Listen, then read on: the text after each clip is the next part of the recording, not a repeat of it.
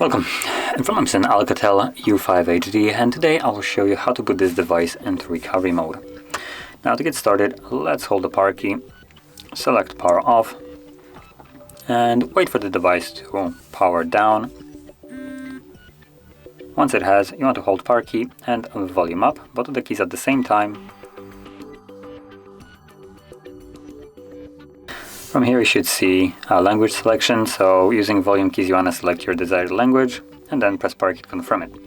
And there we go, we should now be in recovery mode, from where you can do a couple different things. So you can either reboot the device from here, reboot the bootloader, apply updates, wipe data or cache, backup, restore, mount and view system, along with power off and enabling ADB. Now whatever you select, you can then press power key to confirm it the same way as before.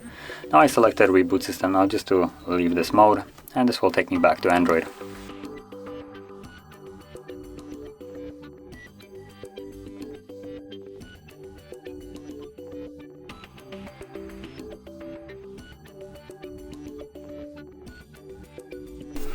And as you can see, we're now back in Android. So if you found this video helpful, don't forget to hit like, subscribe, and thanks for watching.